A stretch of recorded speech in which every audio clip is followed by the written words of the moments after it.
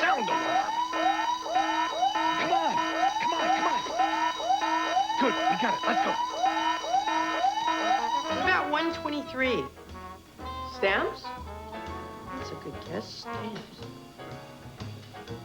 You think $34 could be dry cleaning? It could be. What about 611? What are you guys doing? Oh, I'm balancing my checkbook. Well, why all the communal guesswork?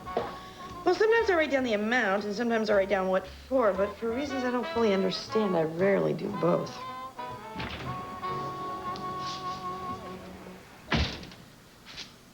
Mr. Tatum? Yes. My name is Tommy Fender. Can I speak to you? Alone? Mr. Fender, these are my associates, my operatives. Anything you have to say to me, you can say in front of them. Oh, don't give me that crap. I am the client. I want to speak to you alone. Or we could step into my office for a private conversation. Thank you.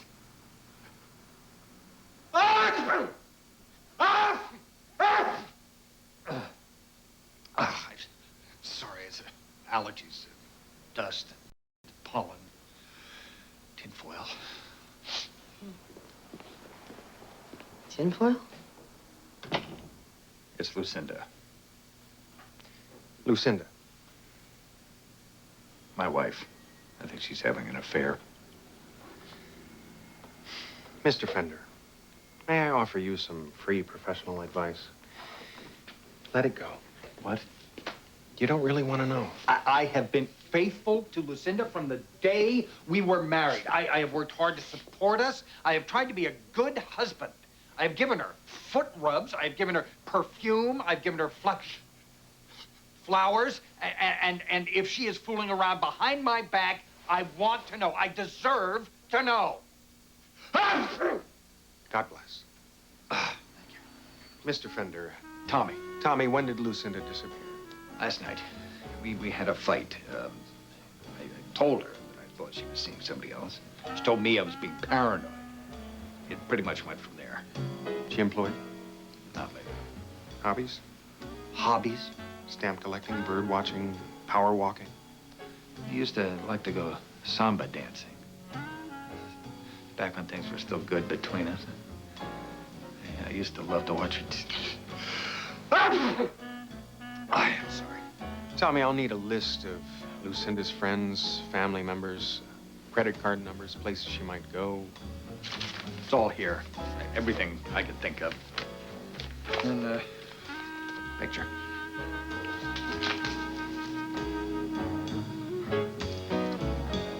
Are you sure you want to do this, Tommy? Yes.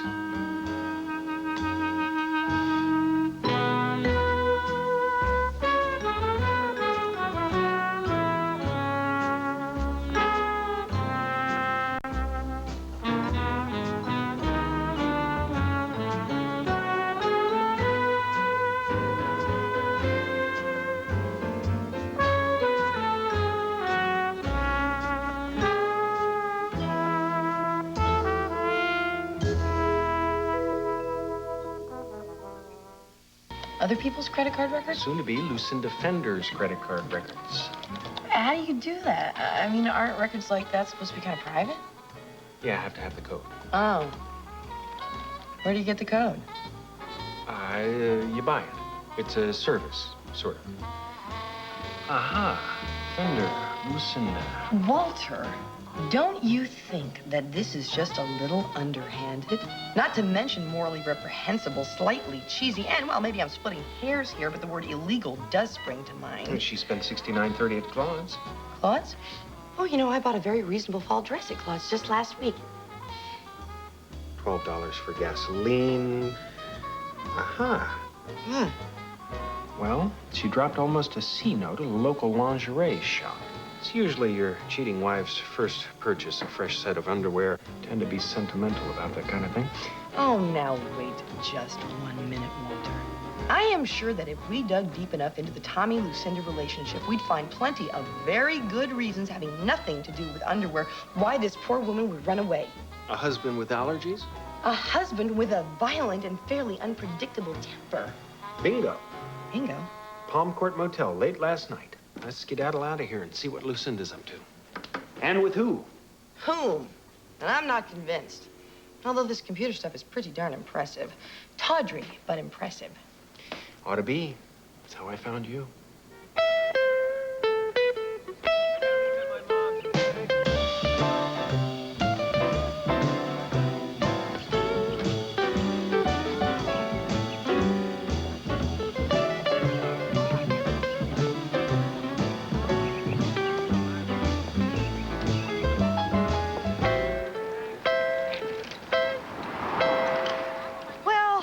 Let's sum up here, shall we? Lucinda, she-devil that she is, has spent the better part of the day window shopping, sticking her feet in the sand at the beach, and petting small children on the head. Give her time, Gwen. Give her time. Time for what? Time for her to enjoy her newfound freedom? Time for her to live her life outside man's cruel and forbidding tyranny, not to mention chronic sneezing, which would drive me crazy. Time for her to reshape her life into something vibrant and brave and new?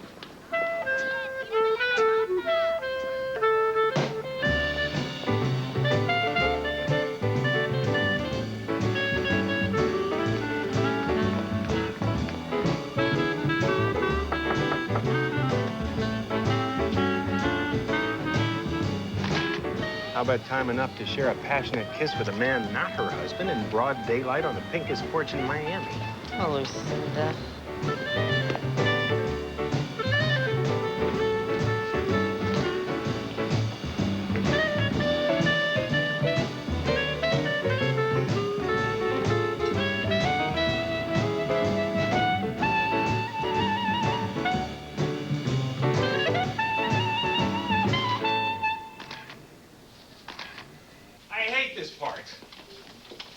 I mean, here Lucinda is cavorting with a handsome stranger while her poor husband Tommy wheezes and sneezes his way to despair, and now I have to tell him his worst fears are true. What kind of job is this? Okay, it's a job. And in the grand scheme of things, a pretty good job. A darn good job. After all, we are helping Tommy to confront the truth. Painful, yes, but not without hope. Maybe he'll thank me. The bitch. I'll kill him. Tommy, you don't mean that. I'm sorry. Where is she? She's at the Palm Court Motel. Bungalow 5. I'll break her dolls is what I'll do. She's get this stupid collection of dolls, real China dolls. I hate the damn things. They look like creepy baby monsters that's staring at you in the dark while you're trying to sleep. I'll break them all. I'll stomp them. I'll grind them into dust. Ah! Oh, what am I gonna do now? Forgive and forget?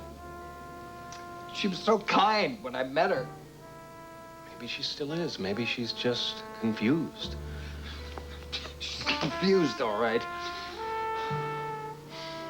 Tommy, in my professional experience, people make mistakes. It helps to take the long view. Nobody's perfect. I trusted her with my whole heart. Walter, never done that with anyone before.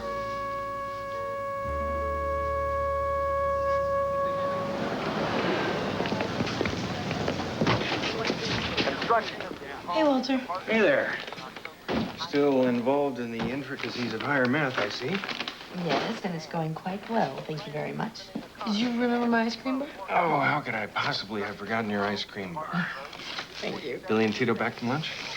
They didn't go to lunch, Walter. They went home. Ran home, sprinted home, made a beeline for home. You know, I think they're doing pretty well in this mixing the work, sex, and friendship department. Well, trust me, their passion will be their undoing. Well, they look happy. They won't be. Well, they might be. They won't. It isn't the love in the workplace part that bothers you, is it? Meaning? It's the love part all by itself. Meaning? Meaning you got hurt, you got burned, you got something that turned you against the best part of the best part. And what, pray tell, in your life experience substantiates this best part of the best part nonsense? Okay, not much, but that doesn't mean that I'm ready to just give up. I haven't given up, Gwen. I've merely relinquished the battlefield to those foolish enough to fight. Billy and Tito. It is a battlefield, Gwen, and workplace or otherwise, Billy and Tito will suffer like the rest of us. Has anyone ever told you that you have this somewhat irritating habit of always assuming the worst instead of looking at the bright side? In case you hadn't noticed, Gwen, the bright side is occasionally pretty darn dim. I mean, look at Tommy Fender, for instance. He's in possession of the truth now. Is he any happier? No, he's miserable. He's probably drowning his sorrows even as we speak in some... The murder victim has been tentatively identified as Mrs. Lucinda Fender. Police are at this time withholding any further details about the victim or the manner in which she was killed. However, we have been able to confirm that the incident is being treated as a homicide. The body was discovered by a jogger late this afternoon in Euclid Park. Damn it, let me ask you. Damn. Hey, Barnes. What do you got to do with this mess, Tatum? I don't know. I don't know yet. What happened? Mrs. Schneider was getting ready for a 10K. She tripped over something on the ground. Whoops. One dead girl, strangled. Lucinda Fender? Yeah. Lucinda Fender. Your turn. Lucinda's husband, Tommy, hired me to find her. He suspected an affair. I found her. Her boyfriend lived at 2301 Crescent View, Bungalow 5. Oh, nice work. Artful composition, crisp focus. Private lives that aren't so private anymore. You know, just between you and me, your job turns my stomach. Hey, listen, pal. Walter's job just happens to involve helping people, all right? People who need it most, people who have no People who need people. I get the picture. Is she a permanent fixture now? Keep the photos, Barnes. Hey, Tatum. The husband, what's his name? Tommy. Yeah, Tommy. Is he upset seeing these photographs and all? Yeah. Where is he? When I find him, you'll be the first to know. Hey, Tatum. If he killed her, you led him to her. That's right, Barnes.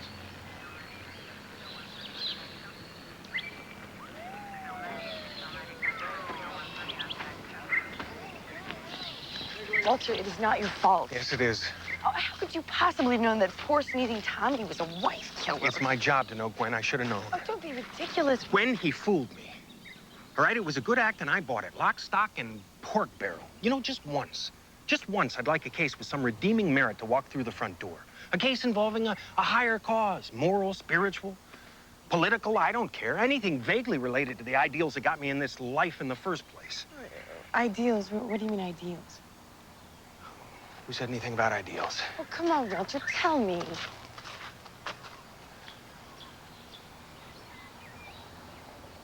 Started in law school. I didn't know you went to law school. Yeah, I started here in Miami.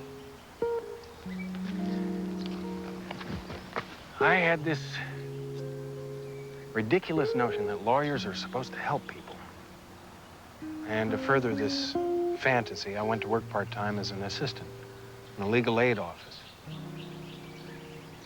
And then one day, I saw a private detective named Gavin Mills do more to get poor old Miss Aparicio's hot water turned on than a squad full of lawyers could have done in 2 months' time. So I quit law school and went to work for the detective. Walter, that is a beautiful story. It's a story. Well, what happened to the detective? He retired. Come on, I'll walk you home. That's okay, you don't have to. I want to. Okay. Well, we'll crack the case tomorrow, all right? Together. Yeah. You bet.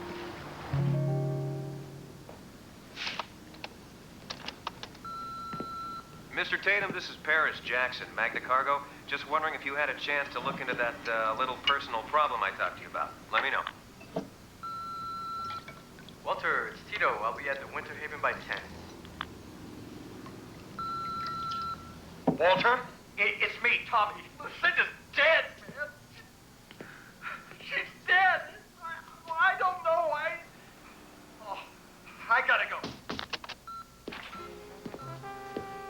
Twice in one day. I don't have that kind of luck. Hello, Barnes.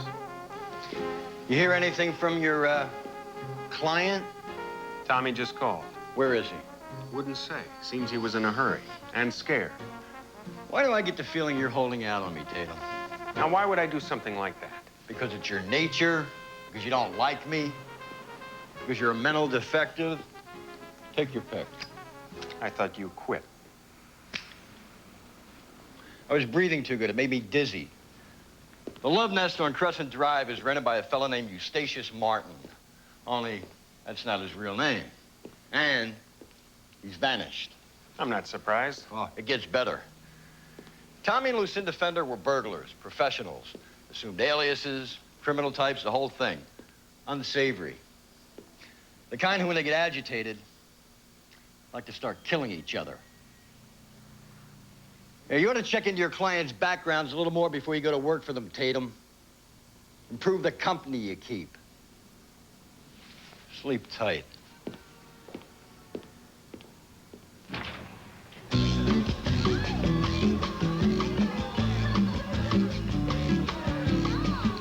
Checked out the bungalow over on Crescent Drive.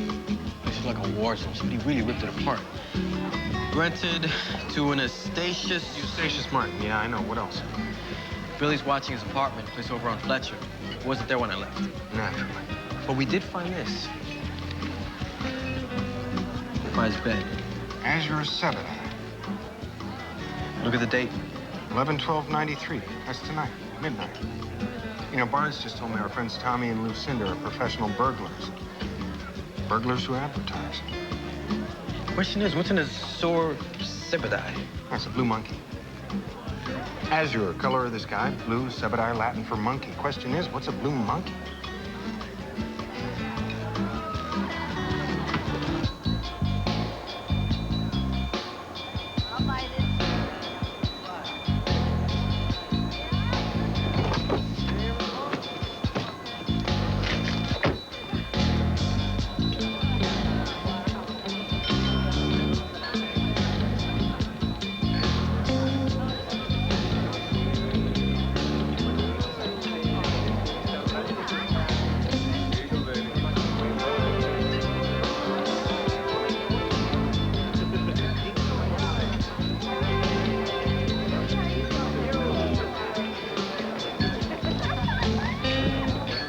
Tommy? Tommy Fender? That's the one. That's me.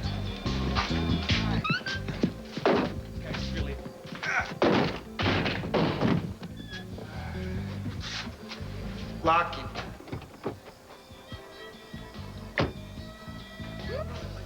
Pigs.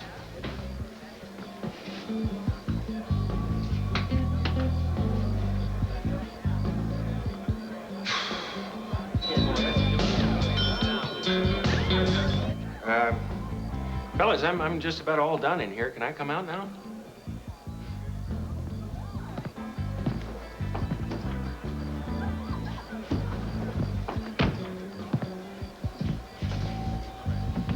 Do you have it, Tommy? It? The package? Oh, yeah, right. The package. Where is it? Well, that's a little hard to explain.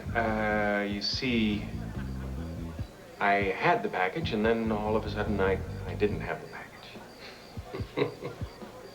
Want more money, Tommy? Is that it? Money? Yeah, but first, I think we ought to discuss the exact nature of the package because, you see, I'm not 100% sure I have the right package. Who is this jerk? Open the door.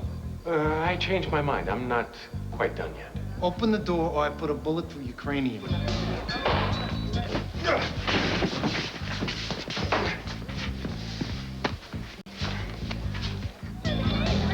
Says here his name's Tatum. Damn. Says here he's a private investigator. Well, I can explain that. You see, I'm looking for Tommy Fender myself, and I figured, well, since you were here and I'm here, that maybe oh, heck, we just ought to join forces. He's nobody. Kill him.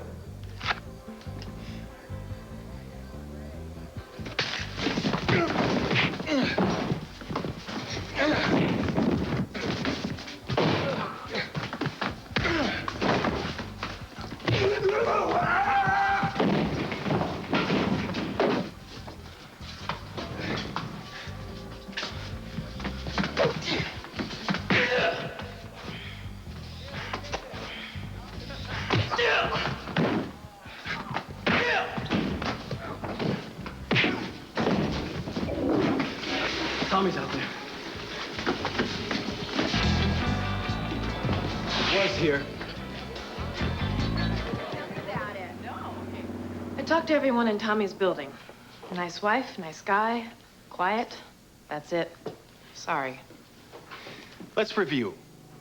Tommy and Lucinda were professional burglars. And they offered their services to do the personal pages of the newspaper. Someone hired them. Who?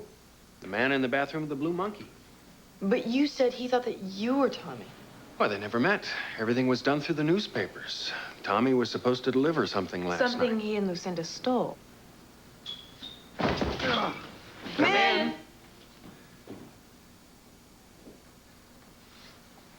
Hello? Come in. Oh.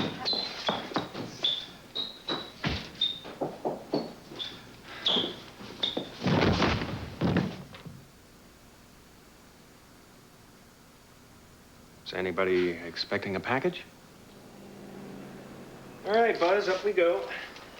Now, you make sure you get plenty of fluids and lots of rest, all right? Don't go getting excited. All right, keep the ice pack. It's on the house. Thanks. Drive safely. 98 degrees and rising. That's Miami for you. Well, now, where were we? Tommy and Lucinda. Tommy and Lucinda had a fight. Lucinda left Tommy. No, with good reason. I mean, the man is obviously a monster, despite that sneaky sneezing disguise. Gwen, What? is there a point? Well, yes. Whatever Tommy and Lucinda stole, Lucinda obviously took it with her when she left. That's good. Very good. Nice intuitive leap. Thank you, Walter. It's from Tommy. Oh, Tommy. Walter, please keep this in a safe place. You're the only person I trust. Tommy. Walter, what is it?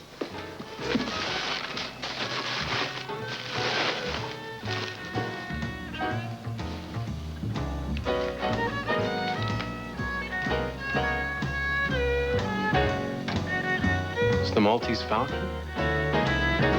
1941, Warner Brothers. John Huston's first shot at directing. And what a director. Did you ever see The Misfits? That was a great movie. Mr. Da Vinci, what's it worth? The bird. Oh, nothing. There's a factory in Thailand. Turns these things out by the hundreds. I can't give the damn things away. Yeah, but Clark Gable looked so old. And Marilyn Monroe looked like she hadn't slept in weeks. A prop from the Maltese Falcon would be of some value, wouldn't it? Oh, sure. The last one went for $20,000 at auction in New York. There we go, Walter. The only trouble is they only had 3 props for the movie, and this isn't one of them. How can you be so sure? The real ones have Warner Brothers prop department stamped right here. Sorry, folks. Better try the lottery. Tommy and Lucinda stole a worthless statue. Why?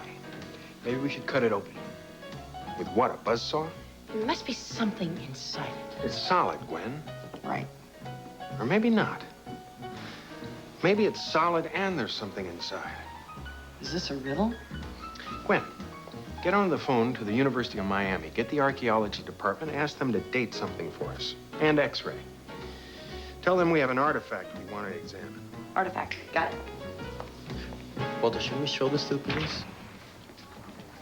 Hello, Tatum. No. Not yet. I didn't get the question. Oh, well, Tito was just asking Walter if he thought that if it was, bad to put up Christmas decorations before Thanksgiving, and Walter said, yes, it is. And then I, of course, asked Walter if he thought that the commercialization of Christmas were, in fact, a sure sign that our nation had lost all touch with the essential ingredients, peace, love, forgiveness, which were actually the hallmarks of Christmas and, of course, Hanukkah in the first place. And Walter, because he is such an optimist, in spite of himself, said no, not yet. I forgot the question. What question? And no smoking, please. This is official office policy. Okay, as long as it's official.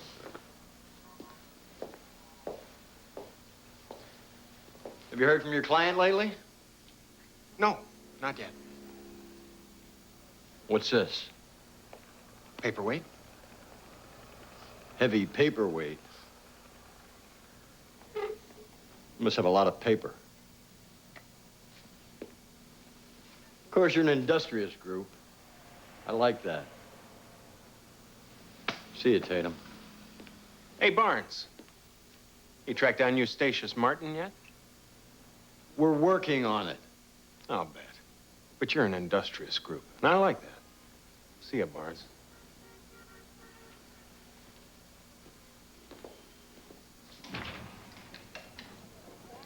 What is it with you two?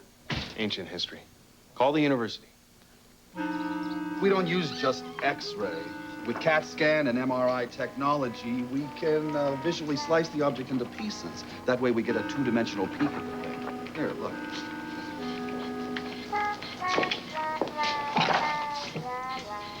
That's it? It's lead, Lead? or covered in lead. That's why it's so heavy. People are killing each other over a piece of lead? Oh, figure of speech. Competition in the artifact business is murder. Can you at least date it for me? Carbon dating only works with organic substances. We could argon date it. That's simply a matter of identifying the sedentary deposits within the object. But with this, we'd have to cut it open. Pass, Professor. How about if we try a few more tests on it and see what we come up with? Tests take time. I need to know what it is now. My guess would be contemporary. A toy, Mr. Tatum. A bookend. A worthless statue, a toy, a bookend. Great, wonderful, nothing like a clue. Nothing like a solid lead of solid lead. You know, I hate this place. I went to law school here, did I mention that? I remember torts as a subtle kind of torture system. Diabolical, brain deadening. I'll see you back at the office.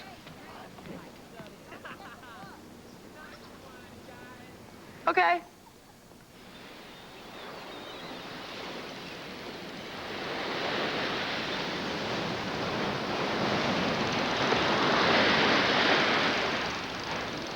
Gavin? Walter, good to see you. I thought I'd find you out here. Catch anything? Nah, Well, it's the journey, not the arrival that matters, huh? right. How's business? Well, I got a worthless bird, a murder, a burglary, and a client who's a prime suspect. I never liked that movie. Where's the client? He lied to me and then disappeared. Barnes is all over me on this one. Barnes, he's still blaming you for my mistakes? Still thinks they were my mistakes. I got no advice for you, kid. I'm retired, remember? Well, it appears as if I led the murderer, my client, to his victim, his wife. It happens.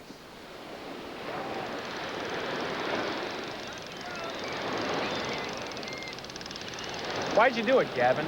You never told me. I woke up one morning and I looked in the mirror. First mistake, I saw myself. Not pretty. I was old, I was tired, and my accountant had told me the day before that if I cashed out the Gavin Mills Detective Agency, the sum total of a life's work, I'd have just enough money to buy a second-hand Toyota. And then, second mistake, I took a case that deposited a suitcase full of cash in my lap. Moral certitude abandoned me, Walter. I became a relativist. I kept the money. You know why? Because I didn't give a damn anymore, because I thought I could get away with it, okay? Now, please, leave me alone. You were a good detective, Gavin. Get out of here. You were a good man. Go. I gave up, Walter, pure and simple.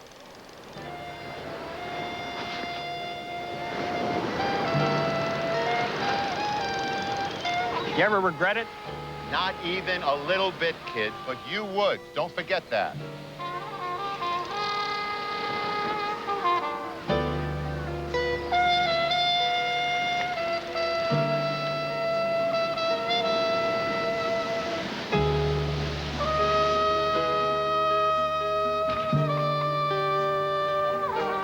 Hi. Hi. Look, Walter, I don't want you to take this the wrong way or anything, although I'm sure that you probably will, but to tell you the truth, I'm a little worried about you. Thank you, Gwen. However, if you look under enough rocks, you're bound to find the occasional creepy crawly thing send you screaming into the night. Mood swings kind of come with the territory. More importantly, I've recovered. I returned to my former self. Whining, grating, supercilious? I was thinking more along the lines of dashing, ebullient. Consummate professional comes to mind. Well, that too. Which reminds me, we can't just sit around here waiting for Tommy Fender to show up. We gotta make a move of our own. Well, like what? Well, we could start by finding the man Tommy's wife was cheating with, Eustachius Martin, whoever he is. We'll start with his apartment. But the police sealed it off. We'll start with his apartment. Walter Tatum Detective Agency. Who is this? Oh, yeah, sure, I understand, but... Now, wait a minute. He wants me to meet him in an hour at the old monastery. Who's he? I don't know. But he's willing to give me $50,000 for the Maltese Falcon. $50,000? Wait a minute. What does this guy think we are, stupid?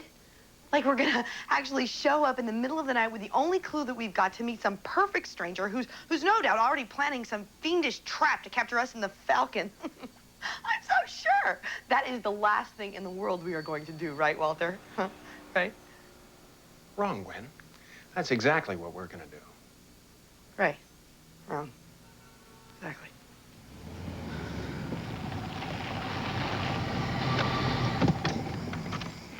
Walter, this makes no sense. I mean, what are we doing here? And why did you bring the Falcon? I mean, there could be a whole gang of cutthroats waiting out there. When? I mean, what if they kill you and they mutilate you and they throw your body in the water somewhere and they take the bird and then I'm waiting here and what? Oh, right, I'm sorry. I forgot. I'm supposed to be quiet when you do something really, really stupid. Male prerogative. I'm sorry. I forgot. No. What I want you to do is cross your fingers, keep the engine running, and I'll be right back. You better be right back.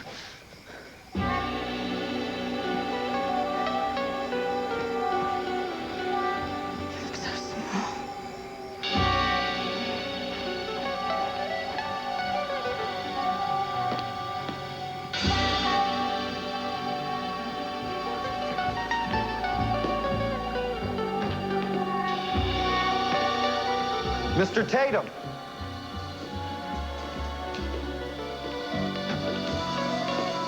Did you bring the bird? It's right here. Toss it over. Where's the money? Walter.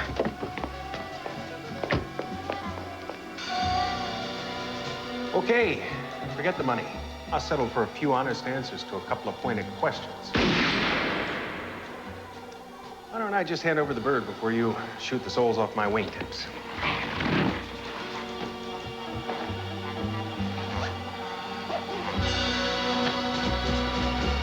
Thanks, sucker. Anytime. Walter. Oh, Walter.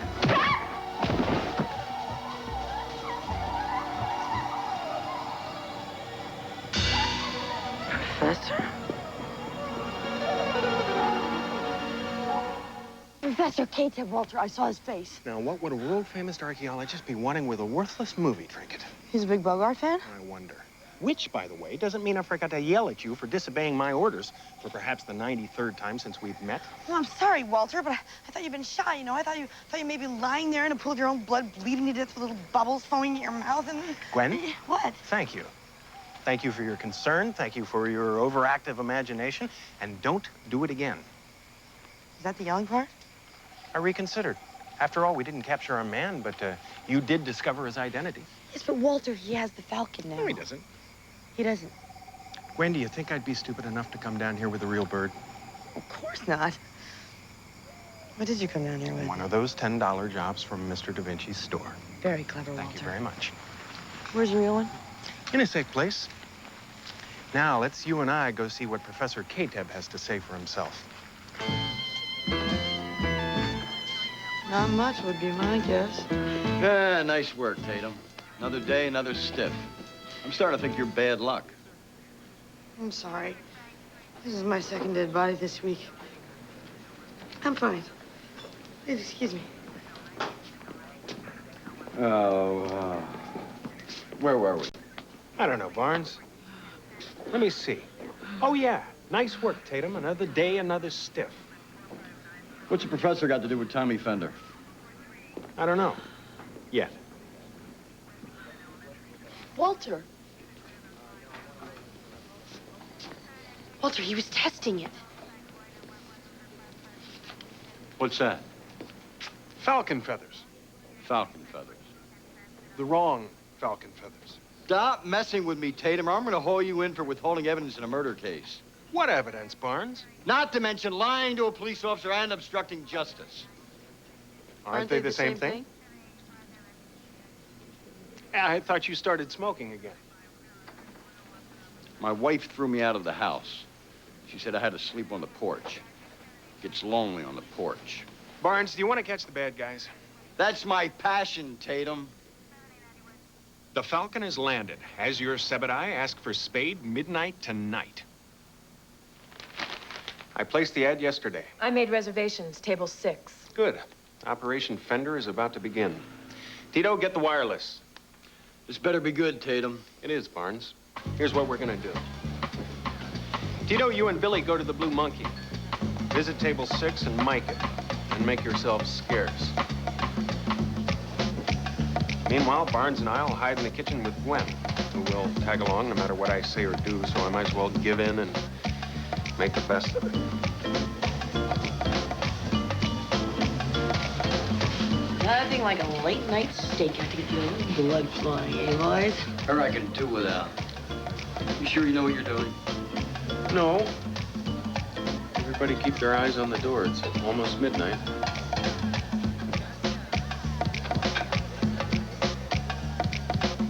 I'll be damned. You know him? Eustachius Martin, Lucinda Fender's boyfriend.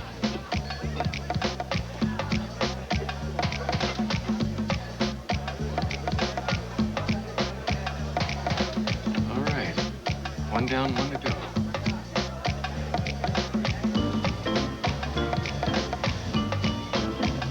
Ladies and gentlemen, won't you join me in a great big round of applause for Tommy Fender.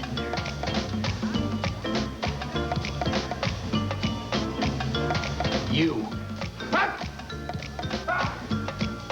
Sit down. They each think the other placed the ad in the first place. You killed Lucinda. You stole my Falcon.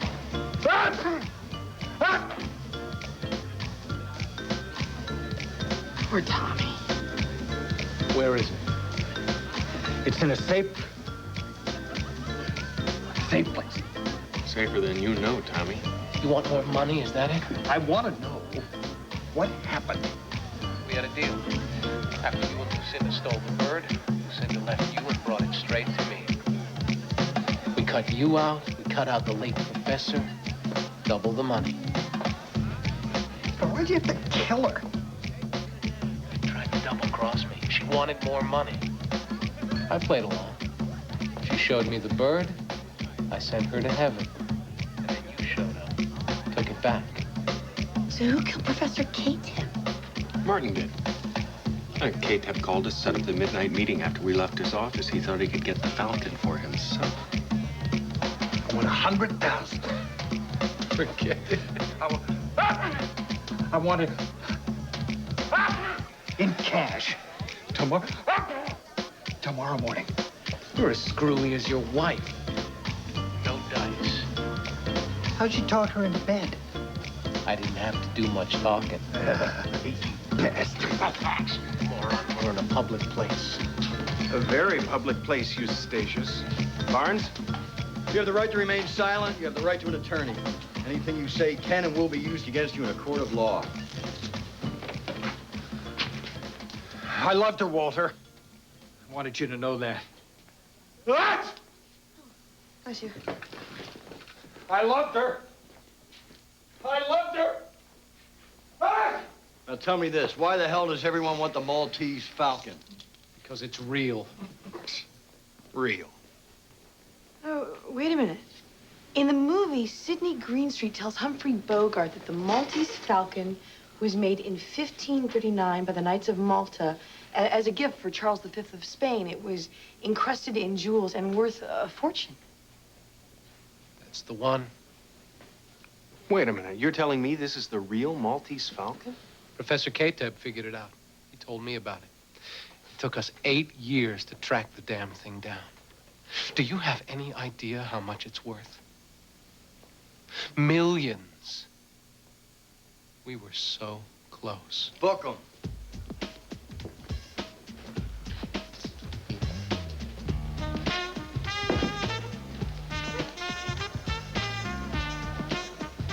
So, Walter, where is the real Maltese Falcon? Like I said, Gwen, it's in a safe place. I mailed it to Barnes. It's gone. Gone? What do you mean, gone? Item 348529, storage bin 674. It's not here. I'm gonna take you through this slowly, O'Leary. A package was delivered to me yesterday. Officer Luca made the mistake of thinking on her own and sent it down to you. She received a receipt. That is the receipt. It has to be here. You shut up. It has to be here. Now check it again. I'm telling you, Lieutenant. Check it! There's nothing to check, sir. The whole bin was emptied out this morning. What do you mean, emptied out? Lieutenant, we got so much crap down here. Some of it goes back to World War II. We gotta clean it out now and then. You telling me you lost it? Barnes, is she telling me she lost it?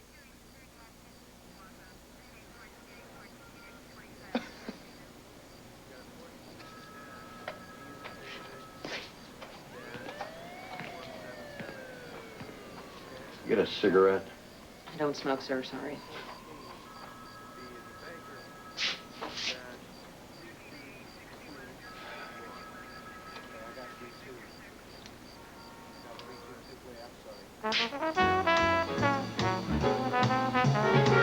Walter, everything looks absolutely delicious. Thanks. Are we expecting somebody else? Yes, as a matter of fact, we are. Who? Someone I want you to meet. What the hell's all this about breakfast? Waffles, extra hot, plenty of butter, grape juice, coffee black. Nice digs. Looks like a hair salon. Thanks. I guess you gotta move with the times. I hate change. Hi. Who's she? This is Gwen Cross. We work together. She's a PI? Well, she's learning. Gwen, this is Gavin Mills. Oh, the private detective you went to work for, the one who helped get Mrs. Aparicio's hot water working again. The same. Oh, well, it is very, very nice to meet you, Mr. Mills. Sure. How's the case? Over. Oh, well, Walter cracked it wide open. Well, I had several $1 million worth of bird in my hand, and I let him fly away, Gwen. Yes, but you found Tommy. True. And you figured out who the murderer was. Also true. And you managed to get Barnes off your back. True, too. And you had absolutely nothing to do with Lucinda's death because Tommy didn't kill Lucinda. Although, you know, I think he might have had the situation changed and he'd gotten there first because, I mean, what with, you know, the lover and all that and them betraying him like that, you know. Please sit down. Certainly can be creepy out there sometimes, can't it? Well, it's real life, Gwen. Cheating husbands. Cheating wives. Liars. Schemers. Murderers. And fools. I miss it sometimes. Why? Because that's the stuff dreams are made of, Gwen.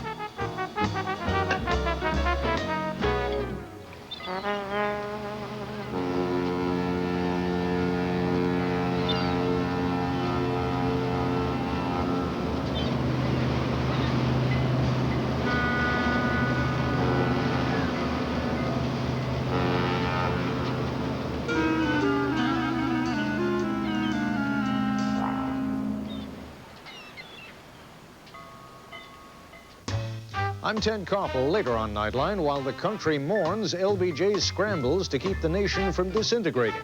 The newly released phone conversations of President Johnson tonight.